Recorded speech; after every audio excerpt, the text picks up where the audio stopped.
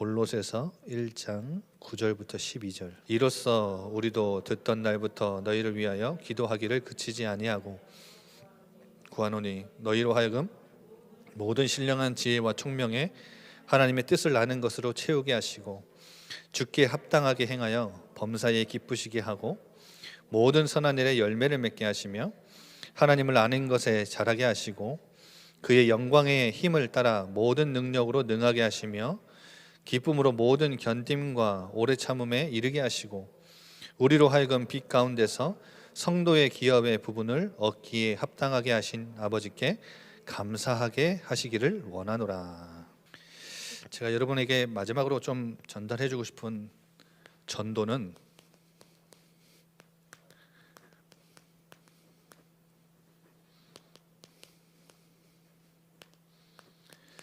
삶으로 하는 전도입니다. 그런데 어떤 삶이냐? 주께 합당한 삶을 드리는 삶을 의미합니다. 여러분, 저희가 2021년 주제가 뭐였죠? 흩어지는 교회를 든든히 세우는 삼권역. 그래서 누가복음을 통해서 우리가 좀 나눈 말씀이 뭐죠? 예수님을 통해서 이미 이 땅에 임한 하나님의 나라. 그래서 하나님 나라가 어떻게 됐다고요? 예수님이 이 땅에 오심으로 태동됐다, 시작됐다. 이 말씀을 같이 나눴죠. 그리고 사도행전은 뭐예요? 부활 승천하신 예수님 이후에 제자와 교회를 통해서 예수님으로부터 시작된 이 하나님 나라가 어떻게 확장되는지를 우리에게 보여준다. 그래서 여러분, 하나님 나라의 운동이 어떻게 전개되고 어떻게 확산됐는지를 보여주는 책이 바로 누가가 쓴 두 개의 책 중에 하나다. 사도행전이다. 이렇게 같이 말씀을 이 두 가지를 가지고 중심으로 나눴습니다. 그런데 저는 사도행전에서 가장 제가 좋아하는, 그리고 제가 삼권역을 사역할 때, 그리고 제가 1단계 그림이죠. 1단계 그림에서도 제가 여러분에게 가장 강조하는 거, 그리고 저희 삼권역 CVDIP 기억하십니까? CVDIP에서 마지막 프랙티스, 우리가 남겨야 될 작품 했을 때 제가 가장 좋아하는 구절, 사도행전 2장 47절 뭐죠? 초대교회의 전도운동은 전술, 전략, 말, 그들의 능력 수준 아니었습니다. 뭘로 전도했죠? 삶으로 전도했습니다. 사도행전 2장 47절 이렇게 되죠. 하나님을 찬미하며 매일 같이 성전에 있든지 집에 있든지 이들이 모여서 하나님을 찬미하며 어떻게 해요? 온 백성에게 뭘 받으니라? 칭송을 받으니라. 여러분, 바른 성경에는 이렇게 나와요. 모든 백성에게 칭찬을 받으니, 누가요? 초대교회가요. 칭찬 받을 만한 공동체인 거예요. 그래서 하나님이 얼마나 이 모임을, 이 교회를 기뻐하셨느냐? 주께서 날마다 그 모임에 구원받는 자들을 더하셨다. 온 백성에게 칭송을 받고 칭찬을 받을 만한 공동체가 됐고 그들의 삶이 변화됐기 때문에 어떻게 돼요? 이 변화된 삶을 가진 사람들이 모였기 때문에 사람들이 칭찬을 하고 사람들에게 칭송을 받고 하나님이 이 모임에 구원받는 사람을 계속 더하셨다. 그래서 여러분 기억하십시오. 어떤 삶입니까? 어떤 삶이 하나님이 원하시는 삶이고 어떤 삶이 복음을 전하는 삶이 될 수 있습니까? 저는 오늘 삶을 강조하는 겁니다. 그런데 어떤 삶입니까? 복음과 하나님의 나라가 임하면 삶은 변화되게 되어 있습니다. 삶을 제대로 사십시오, 변화시키십시오가 아니라 복음이 우리에게 임하고 하나님 나라가 우리에게 임하면, 우리 삶에 임하면 어떻게 돼요? 우리 삶은 변화되게 돼 있는 겁니다. 그래서 여러분, 예수 믿는다고 잘 사는 삶 아닙니다. 형통 아닙니다. 평탄 아닙니다. 변화되는 삶은 바로 회개입니다. 회개. 목사님 갑자기 회개를 말씀하십니까? 여러분, 마가복음 1장 15절. 예수님의 사상의 중심 사상이 마가복음 1장 15절이잖아요. 아시죠? 뭐예요? 때가 찼고 하나님 나라가 가까이 왔으니 회개하고 복음을 믿으라. 회개하고 복음을 믿으라. 여러분, 그래서 회개는 우리가 하나님 앞에 잘못한 걸, 하나님 잘못했어요, 용서해 주세요, 이걸 구하는 게 회개가 아니라, 회개는 뭔지 아세요? 기본적 개념이 있어요. 회개는 뭐냐? 도덕적인 개선 아닙니다. 돌발적인 열심도 아니고, 새해를 맞이해서 여러분, 내 삶 좀 잘 살아보자 결심 아닙니다. 뭐예요?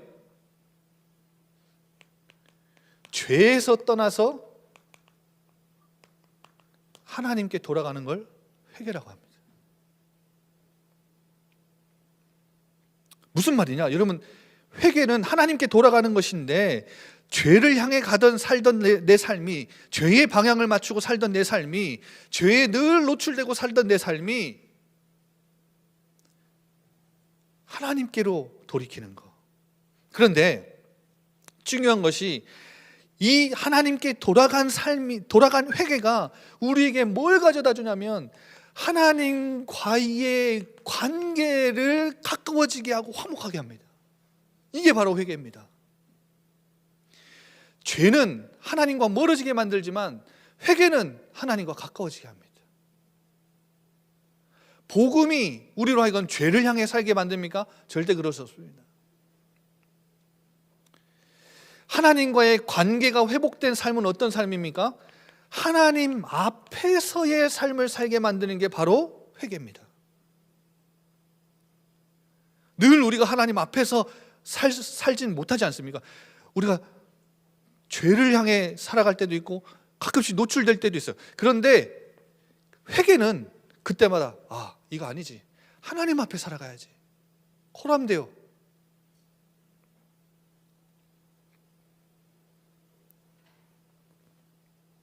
혹은 사람 앞에서 세상의 기준 따라 우리가 간혹 흔들릴 때도 있습니다. 그것 따라 살려고 하는 우리 안에 본성이 있기 때문에, 여러분, 그것 가지고 살려고 가끔씩 이렇게 여러분 흔들릴 때도 있지만, 회개는 우리를 하나님 앞에 세웁니다. 그거 아니야, 하나님 앞에 살아가야지. 회개는 뭐냐?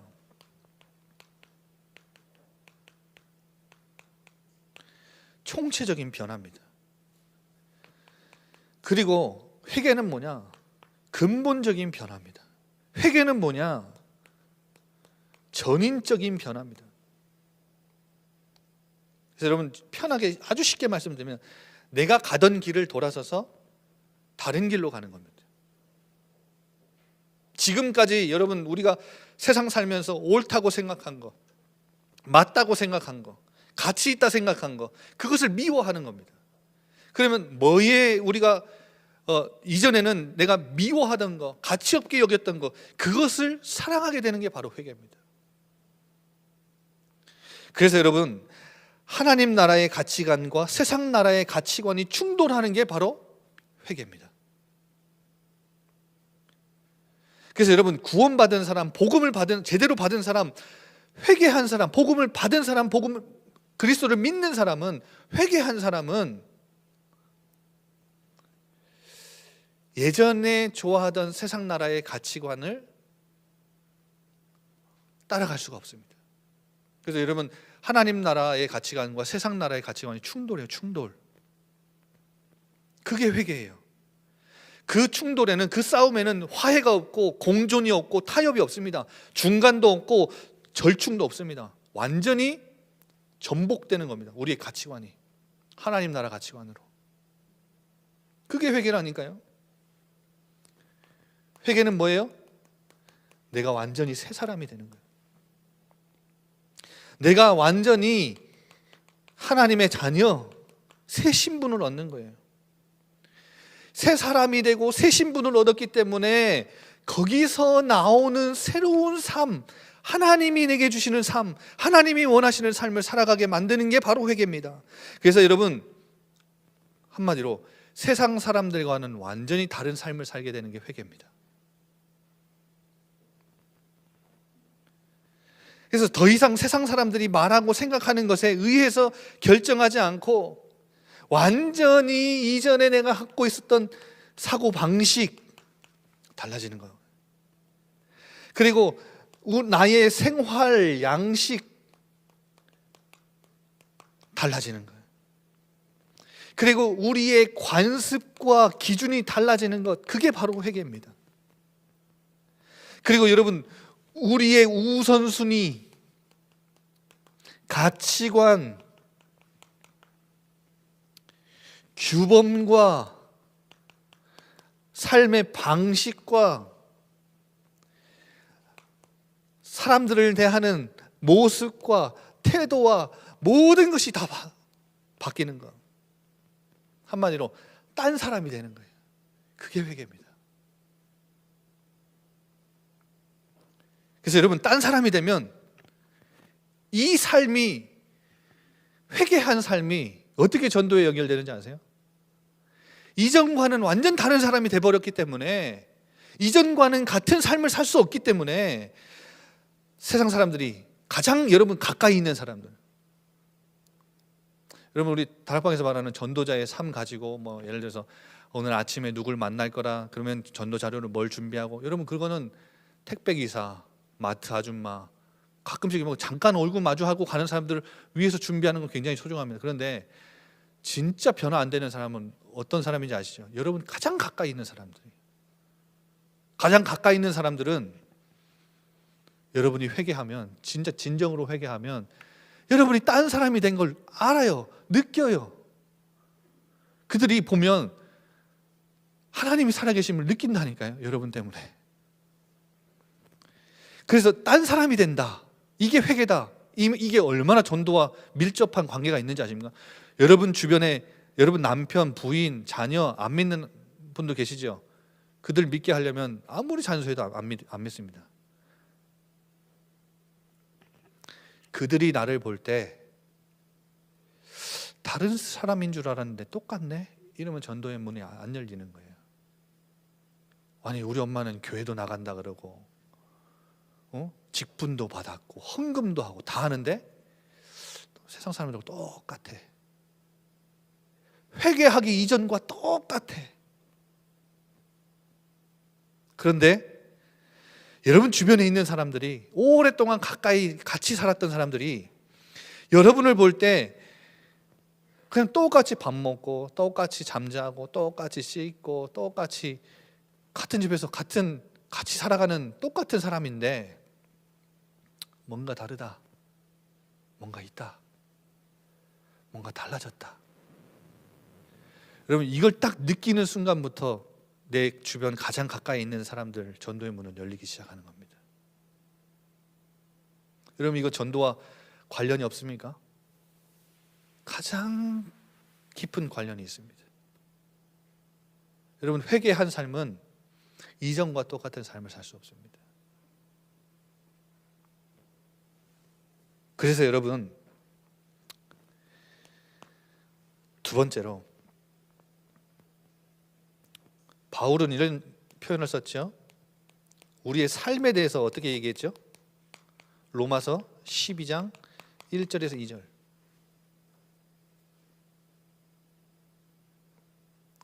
이 12장 앞에는요, 믿음으로 우리가 의롭게 되는 부분을 강력하게 설명했어요. 바울이 굉장히 강력하게 1장부터 11장까지 이 복음의 진수 얼마나 자세하게 설명했는지 몰라요. 그런데 바울이 12장부터는 하나님의 모든 자비하심으로써 권면을 하죠. 내가 권하노니. 근데 하나님의 자비하심으로 이렇게 권한다, 이 말은 하나님의 자비하심이라는 이 단어가요, 앞에 말한 설명한 모든 믿음으로 의롭다는 것이 다 포함된 단어예요. 하나님의 구원 행위, 계획, 모든 것이 하나님의 자비하심으로 우리에게 주어진 것이다. 한편으로 우리가 받은 구원, 의롭게 되는 것, 하나님 자녀가 되는 것은 하나님의 자비하심으로서 된 거다. 그런데 여러분, 얼마나 무게감이 있어요. 그 자비하심으로써 너희에게 권면한다. 굉장한 무게감이 있는 거예요. 그 하나님의 자비가 없으면 우리 구원을 못 받아요. 자비하심으로써 권면하는데 뭐에 대한 권면을 하죠? 우리의 몸을 하나님이 기뻐하시는 살아있는 제물로 드리라. 바울은 이렇게 삶에 대해서 권면을 해요. 굉장한 무게를 싣고요. 여러분, 몸이라는 것은 뭐예요? 우리 인간의 존재의 일부가 아닙니다. 몸은 뭐예요?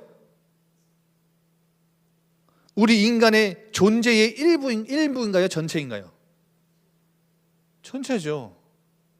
몸이 없으면 나라는 존재가 여기 있습니까?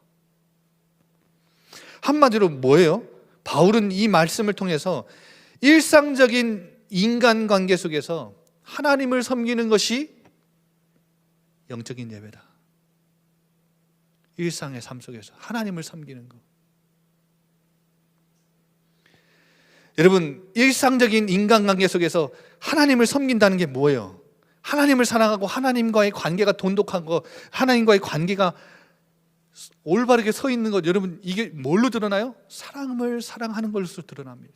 오늘 강단 말씀에서도 은혜 받으면 뭐 하게 돼요? 은혜를 전달하게 된다 그러잖아요. 나도 은혜를 베풀 수 있는 자가 되는 거예요.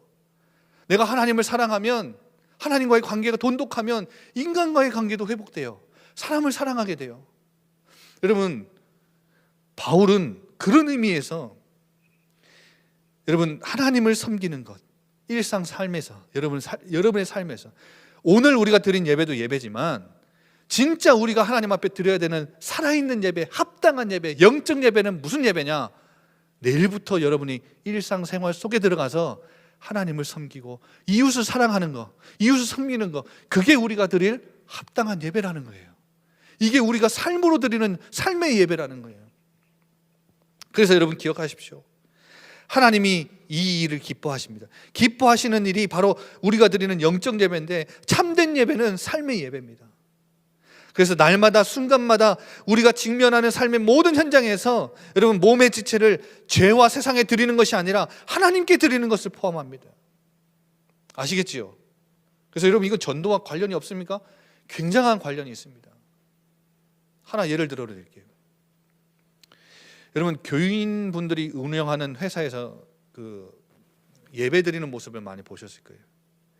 혹시 여러분이 운영을 하는 그 회사에서 아마 예배를 드려야 된다고 생각하는 분들이 많을 겁니다. 그런데 여러분의 현장에서 드리는 예배가 얼마나 내 사업장에서 예배를 자주 드리는가, 그게 중요한 게 아니라 여러분의 그 현장에 성경적인 가치관의 물꼬를 트는 게 바로 예배입니다. 예배의 모습을, 형식을 갖춰서 드리는 게 예배가 아니라, 그것도 예배인데 얼마나 그걸 자주 드리느냐가 중요한 게 아니라, 여러분을 통해서 회개하지 못한 주변에 많은 불신자들이 있는데, 그 성도 교인들이, 그 직원들이 있는데, 그들에게 하나님의 살아계심이 뭔지, 성경적 가치관이 뭔지, 회개한 자의 삶이 뭔지, 복음이 뭔지, 이거를 물꼬를 트는 게 진짜 예배입니다. 그래서 일하는 직원들을 한 사람 한 사람을 귀하게 여기는 게 진짜 예배예요. 아시겠죠? 그 사람들을 우습게 여기거나 가치 없게 여기는 게 아니라, 쓸모없게 여기는 게 아니라 그 한 사람 한 사람을 소중하게 여기는 거, 예배를 드리는 형식보다 그 사람들을 소중하게 여기고 소중하게 대하고 소중하게 대화하고 다뤄주고 생각해주고, 그 사람을 내 가족처럼, 내 자녀처럼 여겨주고 긍휼의 마음을 가지고 기도해주는 거, 대하는 거, 그게 예배라니까요. 그게 바울이 말하는 영적 예배예요.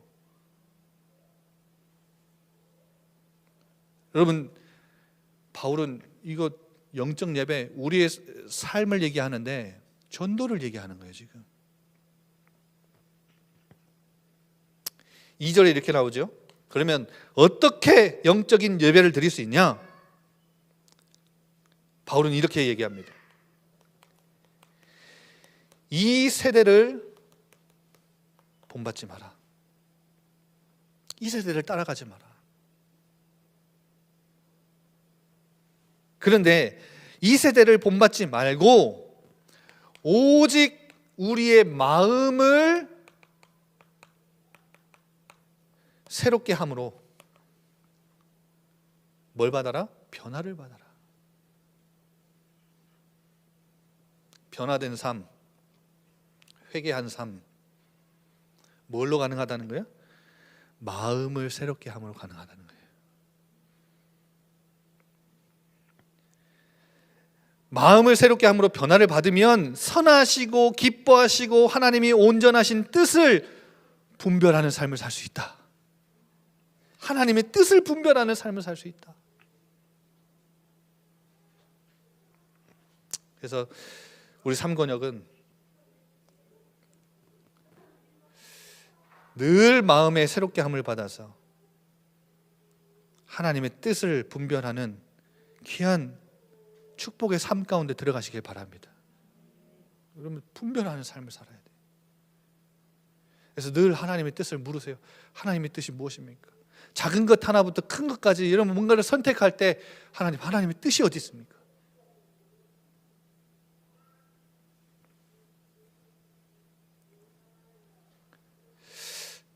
오늘 마지막으로 그러면 제목처럼 주께 합당한 삶은 무엇입니까?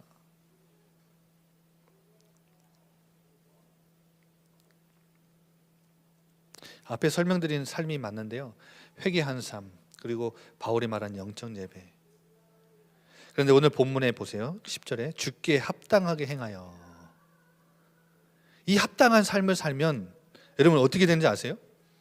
하나님을 모든 일에 기쁘시게 할 수 있대요. 여러분 이 하나님, 우리가 주께 이 합당한 삶을 살면 범사에 하나님이 기뻐하신대요. 대단한 거죠. 그리고 모든 선한 일에 뭘 맺게 하신대요? 열매를 맺게 하신대요. 그래서 저는 이 말씀으로 여러분 삼권역을 두고 기도하려고요. 앞으로 하나님, 우리 삼권 식구들이 회개한 자의 삶, 하나님께 이들의 삶을 통해 일상생활 속에서 하나님을 섬기는, 하나님께 드리는 영적 예배 드리는 자들 될 수 있도록, 그리고 주께 합당한 삶을 살면서 하나님을 기쁘시게 하고 선한 일의 열매를 맺게 하시고 하나님께서, 그리고 하나님을 아는 지식이 성장해 가고. 여러분 이거 얼마나 큰 축복들입니까? 그러니까 하나님께 합당한 삶을 살면 이런 응답들을 하나님이 주신다는 거예요. 오늘 나와 있는 거 보세요. 11절에 그의 영광의 힘을 따라 모든 능력으로 능하게 하시며. 하나님이 주신 능력으로 뭐였는데요? 강해진대요. 하나님이 강하게 하신대요. 그리고 뭐예요? 기쁨으로 모든 견딤과 오래 참음. 그러니까 여러분 모든 어려움들을 기쁨으로 견디고 인내할 수 있게 하신대요. 여러분 앞으로 어떤 어려움이 있어도 하나님이 기쁨으로 견디고 인내하게 하시는 귀한 응답이 있길 바랍니다. 그리고 여섯 번째로 영원한 나라, 그 기업의 부분을 얻게 하기를 합당하게 하신 하나님께, 아버지 하나님께 감사하기를 원한다. 이렇게 바울이 골로새 교회를 위해서 기도하죠. 기도의 내용이에요. 근데 여러분 마지막 결론,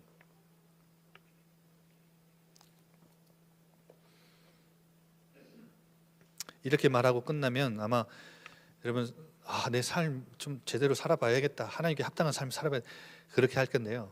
여러분 하나님께 합당한 삶을 살 수 있는, 그걸 가능케 하는 비밀이 9절에 나와 있어요. 9절에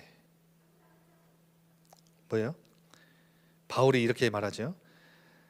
너희를 위하여 기도하기를 그치지 않는다. 그러면서 뭐라고요? 구하노니 너희로 하여금 모든 신령한 지혜와, 여러분 이게 결론입니다. 신령한 지혜와 총명에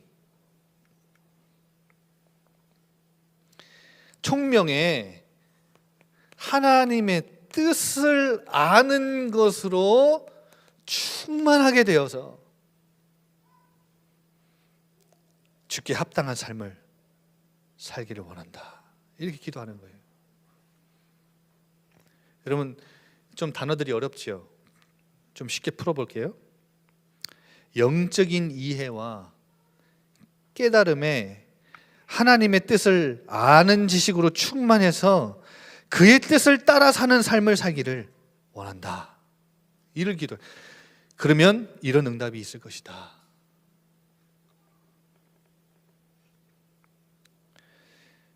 여러분 그래서 무엇이 중요하다는 영적인 이해와 깨달음에 하나님의 뜻을 아는 것이 충만한 게 우리 신앙생활에, 우리의 삶에 굉장히 중요한 거예요.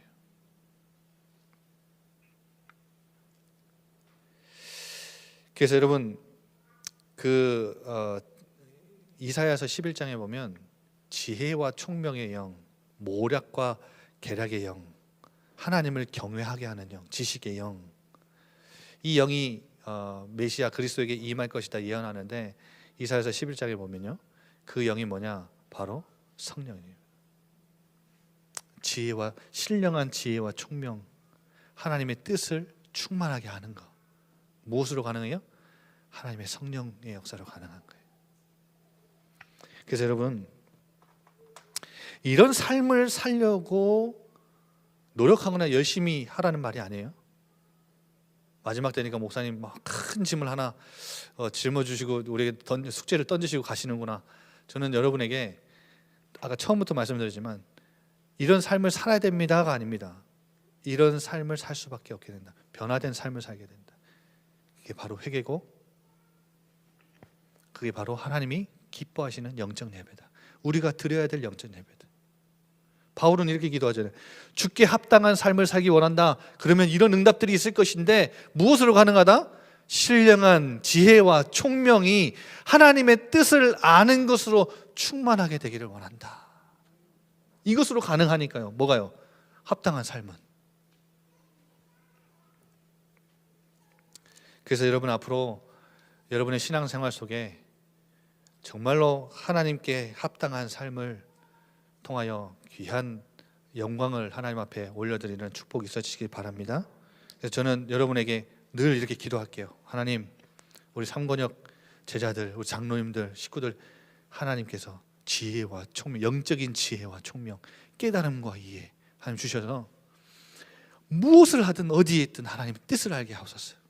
이걸로 충만하게 하옵소서. 그러면 주께 합당한 삶, 이런 어마어마한 열매, 축복의 삶을 살 수 있게 되지 않겠습니까? 하나님, 그렇게 기도할게요. 여러분 8년 동안 부족한 자를 위해서 기도해 주시고 도와주시고 사랑해 주셔서 감사합니다.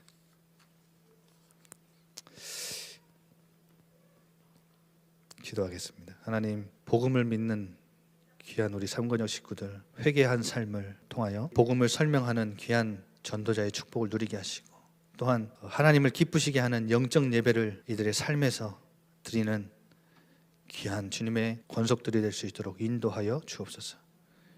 합당한 삶을 살기에 우리는 너무나 부족하고 연약합니다. 그리하여 바울이 오늘 골로새 교회를 향하여 했던 그 기도가 우리의 간절한 기도가 되길 원합니다. 어디에 있든 무엇을 하든 하나님께서 모든 신령한 지혜와 총명에 하나님의 뜻을 아는 것으로, 아는 지식을 충만하게 이들에게 채워 주옵소서. 영적인 이해와 깨달음을 허락하시고 분별력을 허락하시고 하나님이 선하시고 기뻐하시고 온전한 뜻을 아는 분별력을 가지고 하나님의 뜻을 따라 사는 삶을 사는 우리 삼권역 식구들 될 수 있도록 인도하여 주옵소서. 살아계신 우리 주 예수 그리스도 이름으로 감사하며 기도드리옵나이다. 아멘.